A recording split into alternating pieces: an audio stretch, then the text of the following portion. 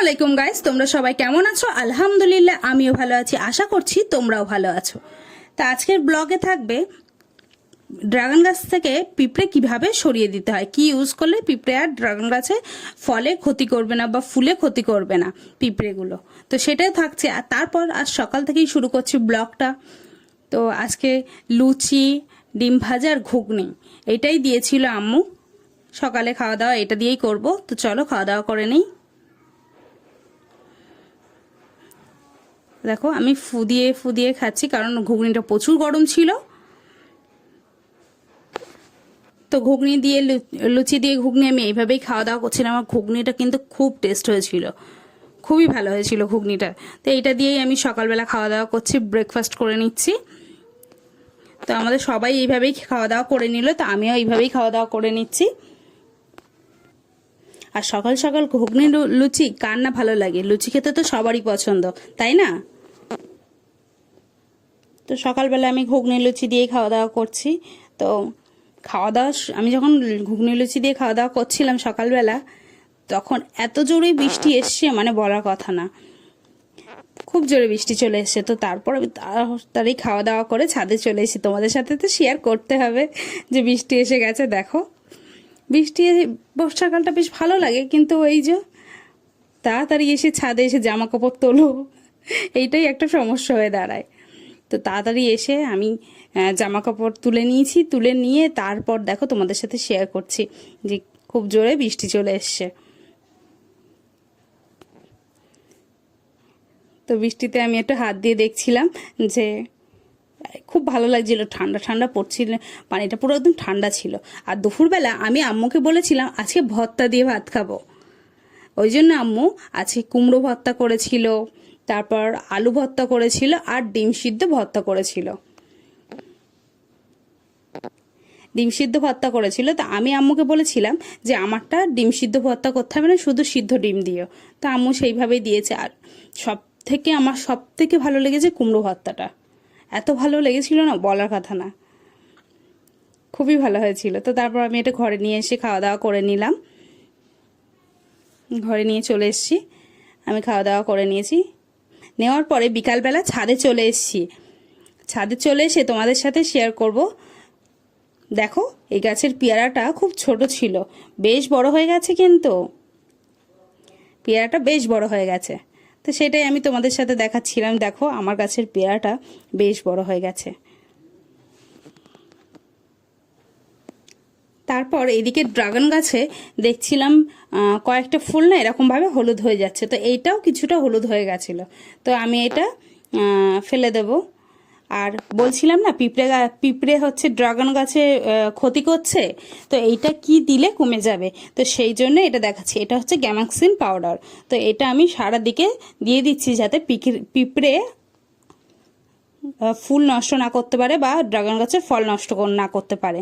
তো আমি এটা সারাদিকেই দিয়ে দেবো, যাতে পিঁপড়ে গাছের আশেপাশেই না আসতে পারে। তো তোমাদের গাছেও যদি হচ্ছে এরকমভাবে পিঁপড়ে আক্রমণ করে, ফুল বা ফল নষ্ট করে, তাহলে তোমরা অবশ্যই গ্যামাক্সিন পাউডার দিয়ে দেবে। আর অনেকে ভাবছে গ্যামাক্সিন পাউডারটা কোথায় পাবো? তো হার্ডওয়ার্সের দোকানে অবশ্যই তোমরা এটা পেয়ে যাবে, যে কোনো হার্ডওয়ার্সের দোকান থেকে নিয়ে নিতে পারো। তো এইভাবেই আমি সারা দিকে ছড়িয়ে দিচ্ছিলাম। আম্মুকে বলছিলাম, আম্মু দিয়েছে, আম্মুই এইগুলো দিয়ে দিচ্ছিল। তো সব গাছের কোনায় কোনায় দেওয়া হয়ে গেলে তারপর এবার দেখো আমার ড্রাগন গাছে পাকা ড্রাগন ফল হয়ে গেছে। ছাদে এসে এত ভালো লাগলো ফল দুটো দেখে, জানো না, খুব ভালো লাগছিল ফল দুটো দেখে, যে একসঙ্গে দুটোই পেকে গেছে। তো এইটা আজকে পেরে নেওয়া হবে।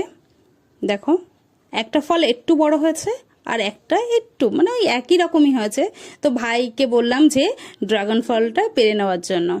পেকে গেছে, দেখতে এত সুন্দর গোলাপি কালার হয়েছে, কালারটা দেখলেই মন ভরে যাবে।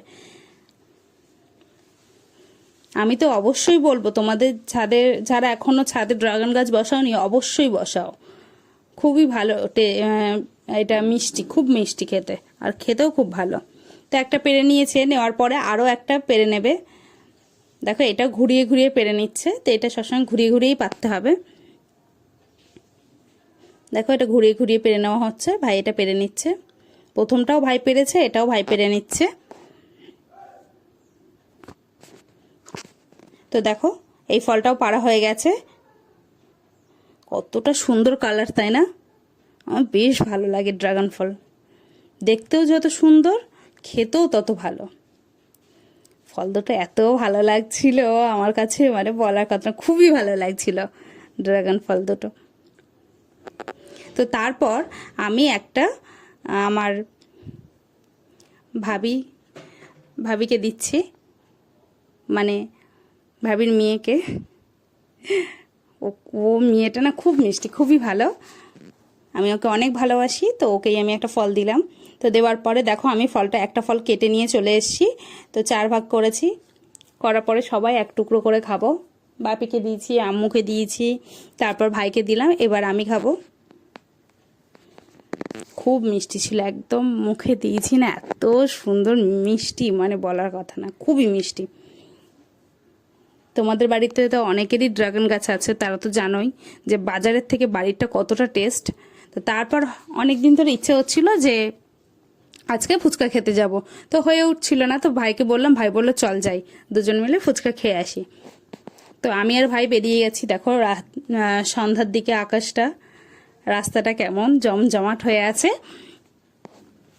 তো আমি আর ভাই বেরিয়ে এসেছি ফুচকা খাওয়ার জন্য, চলে এসেছি। একটা কাকুর কাছ থেকে আমরা সবসময় খাই, ও কাকুর দোকানটা আজকে বন্ধ থাকায় ওই জন্য এইদিকে আমরা চলে এসেছি, এই কাকুর দোকানটায়। তো আমরা এগিয়ে যাচ্ছি, দেখো একদম সামনেই কাকুর দোকানটা। ফুচকার দোকানে গিয়ে দেখছি দুজন ফুচকা খাচ্ছে, তো আমরা একটু দাঁড়িয়ে গেলাম দিয়ে নিই। তারপর ওনার খাওয়া দাওয়া হয়ে গেলে তারপর এবার আমাদের পাতা দিয়ে দিচ্ছে।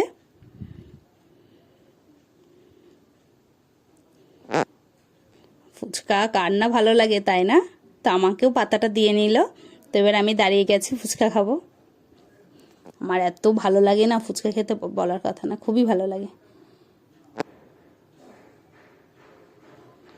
তো তারপর তো কাকু হালকা ঝাল দিয়ে, বেশি ঝাল তো ভাই খায় না, ওই জন্য অল্প ঝাল দিয়ে মেখে নিয়েছে। তো মেখে নিয়ে এবার কাকু আমাকে দিল। তো এবার আমি খাওয়া দাওয়া করছি। তো কাকু বললো যে আর লঙ্কা দেবো, আমি বলছি না, আর দিতে হবে না।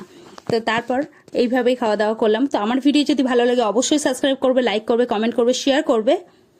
কমেন্টে অবশ্যই জানাবে ভিডিওটা কেমন লেগেছে। নেক্সট ভিডিও দেখা হবে।